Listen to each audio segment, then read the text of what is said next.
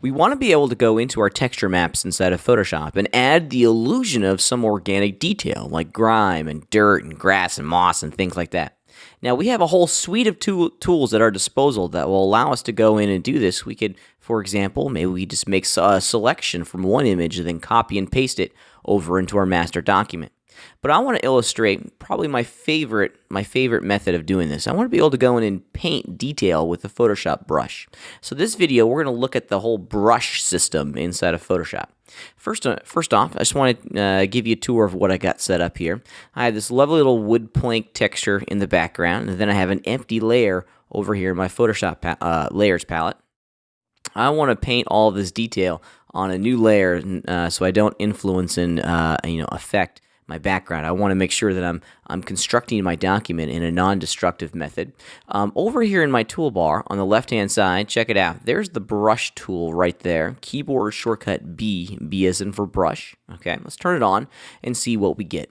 Now the brush system inside of Photoshop has a couple moving parts. So let's just go through these moving parts. First and foremost, it has a color. Okay, we're always going to be painting a color with a Photoshop brush. Okay, so down here in the lower left-hand corner, we have our foreground and our background color. By default, the brush system is always going to paint the foreground color, and I've selected this really obvious green so you guys can see what's going on.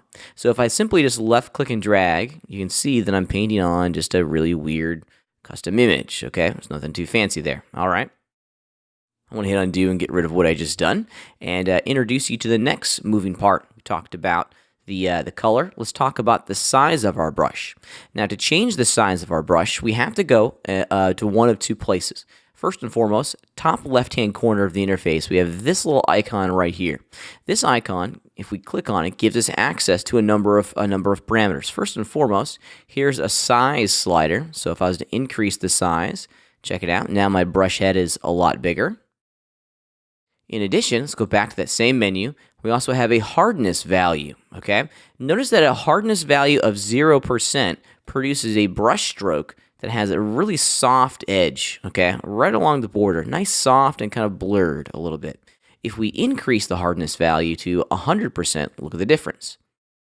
Okay, I'll draw a line down here at the bottom. Okay, that has a hardness value of 100%, and you can see that it's a very, very sharp edge, okay?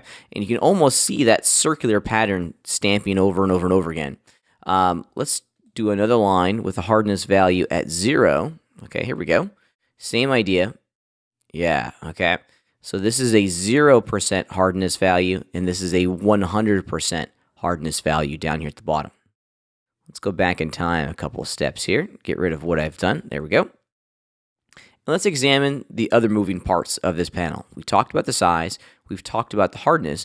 But what about all of these guys down here? Well, each one of these thumbnails represent a different brush tip preset. Okay, so let's check it out. The default is this guy right here. And if you select on them, you can see that they're doing a couple things. Most importantly, they're changing the size and the hardness value. And then we also have some brushes down here. These are new, which are going to give us some fun little textures, which is kind of cool. Let's also cruise down a little bit. So brushes are nothing more than an image that's being stamped repeatedly over and over and over again. So for example, I have this image of grass, and if I stamp it down a couple times, I can create the illusion of grass, which is kind of cool. All right. We also have a star. I can paint some stars. Whee, that's kind of fun. So brushes allow us to go in and add a lot of organic detail pretty fast, okay? And I love it. It's really, really quite good. In addition to going up here to the top left-hand corner of the screen to apply the different parameters for our brush, we can also right-click in the viewport. Now, once I right-click, check it out. We still get that size factor. Okay. Now, depending on which brush preset is it's going to determine if you have that hardness value. Let's go back up to these guys. Yeah, there we go. So this is another great way to very quickly go in and make changes to your brushes. If you want a great keyboard shortcut to remember, the open and close bracket keys on your keyboards, the one right next to the P key, is going to interactively increase or decrease the size of your brush. Also, another handy-dandy little keyboard shortcut to make this whole process go a lot faster. Okay, so I'm going to get rid of this layer, and we're going to add a new one. Because I want to introduce the brush window. we've been focusing on this palette or right-clicking to get us this, but there's also a new part of the interface that's really, really good. It allows us to give us a lot of control over how our brushes are going to look and how we can work with them. Okay, so let me show you what I'm talking about. You can find the brush palette in one of two places. If you go to the top of the screen where it says Window, and in this gigantic pull-down menu, we're going right here, the brush palette. Okay, keyboard shortcut Function 5 or F5. Now, if you click on it, you're either gonna get it in a floating palette.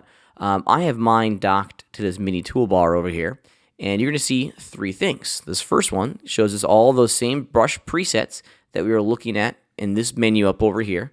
Just the icons are a little bit bigger, kind of get a better understanding of what all the presets are going to look like. Great way to very quickly go in, select what you want, and let's go to our new layer. There we go. Select what I want, and now I can, oops, let's see, let's make this a little bit bigger. Yeah, it's like kind of a weird splotchy thing. There we go. Cool. I love that. That's kind of fun. So you get all these wonderful little thumbnails in here that's going to show you. Here's another good one, another kind of grimy one that's going to show you what the brush is going to look like, okay? So just a bigger version of what we had before. Now, in addition to this, we also have the brush palette itself, the preset palette. And I want to switch over to, there we go, just a little brush, a little soft brush. And let's talk about what all of this stuff in here does. So the brush tip shape, okay? If you look at the parameters down here, it's going to show us that we can change the angle of the brush, the roundness of the brush, the spacing of the brush. So it gives a lot of control of how that little image is going to be stamped onto our layer. Because that's really what we're doing here is we're taking an image and we're stamping it very, very quickly along a path. We also have some fun brush dynamics. We can control the jitter on the size, the diameter, the angle that the brush is going to be placed down on. Okay, so we have a lot of fun stuff. We're going to come back to some of these in a minute, okay? Because there's a lot of things we can do in here to change how our brushes are going to work. So let me turn all these off and go back.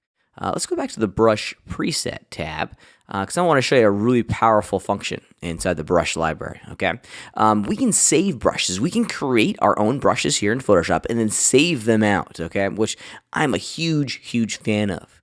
You can even go out and buy professionally crafted brush sets, which I think is fantastic. There's a lot of really good images out there. And then we can load those brush presets here into Photoshop. So let me show you how to load a brush preset, because this is kind of cool. Now, in the Brush Presets tab, upper right-hand corner, see this little button here? This little button is going to give you a menu. And we have some options on how we can view all of our presets. But more importantly, check it out. We have an option here called Load Brushes. Let's turn that one on. And you're going to get a little dialog box. I'll make it a little bit smaller. And I have a couple brush presets. Yeah, here are two. Some brush presets that I saved in my computer. I have, here's my favorite brushes. Notice the extension is .abr, which stands for Adobe Brushes, okay? So if we hit open, it's going to add all of those brushes down to the bottom of my gigantic list. Now, these are all kind of grunge brushes, which are kind of cool because I do a lot of grungy stuff in my professional work for computer graphics. So I get a whole bunch of different options that I can use in my professional work, which is kind of cool. Everything from paint and scratches, and I use this one a lot, and I use this one a lot. I mean, I just got everything in here that I need to create some really, really fantastic looking images. Let's create a new layer here, and I want to start to show you some other options. Let's load in some new brushes. Load brushes, and I just happen to have some rivets saved out as brushes. Okay, now this is infinitely useful. I love having rivets and little screw heads as a brush because it allows me to very quickly go in and paint fine detail. So I'm going to grab this guy. Okay, let's make him a little bit bigger here. Oops, looks like I didn't select it. There we go. Yeah, I can make it a little bit bigger. There we go, and you can see that when I click, I get that nice indication of the little screw head. So this brings us to a really great illustration. Okay, we're gonna go back up to the brush tab here, and I want to start talking about all of these little settings in here because these settings will allow us to change the way our image is being stamped down on the screen. Okay, let's create a new layer real fast. There we go. So on my empty layer, let's check out the shape dynamics, okay?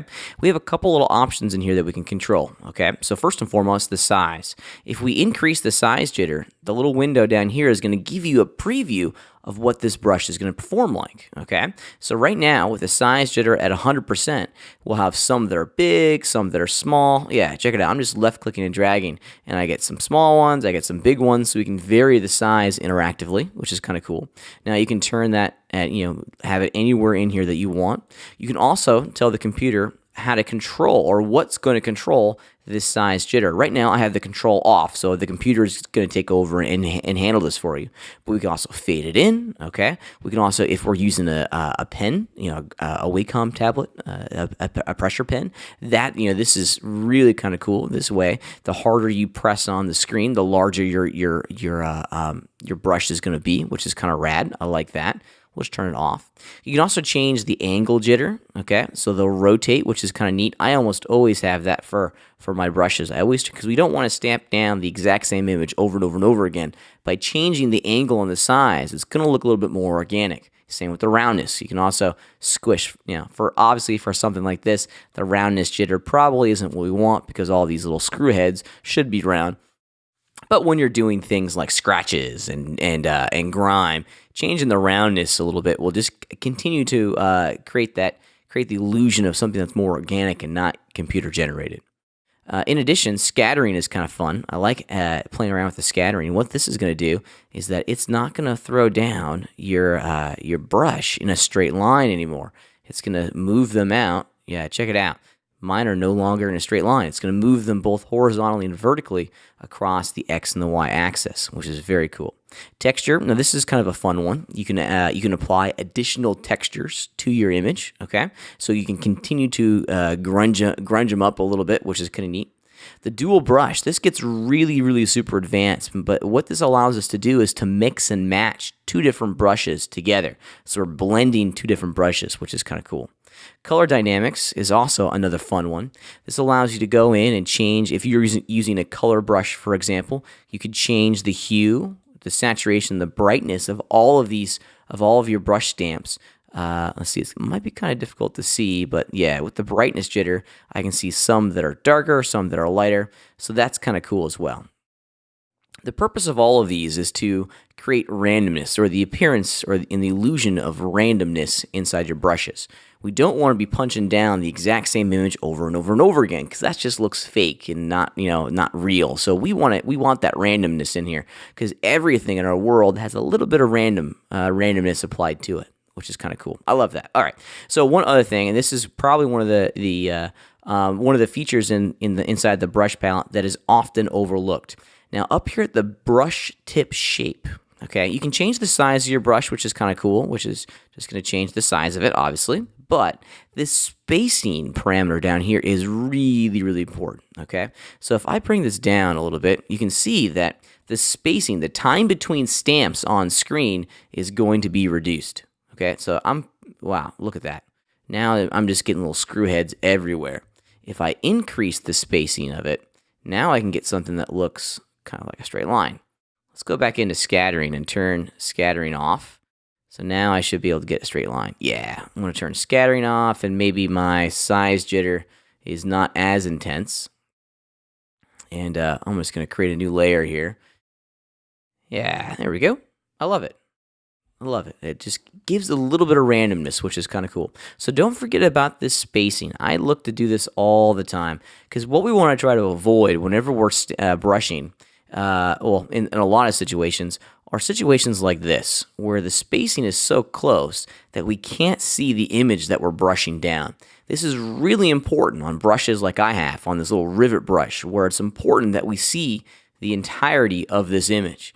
If our spacing is so tight that we get almost a straight line, then we're really not taking advantage of the brush system. So watch this spacing parameter. I use it all the time, and it's a great way to very quickly go in and add a lot of detail fast, but still maintaining that element of randomness in our image. So start using brushes that are really super powerful. In addition to the brush, we can also use these brush presets with the clone stamp. We can also use these brush presets with the eraser. So there's a lot of applications to these brushes inside of Photoshop. Get used to using them. You're going to find that the moment you incorporate this into your workflow, the quality of your work is just going to skyrocket. I love brushes in Photoshop, and so should you.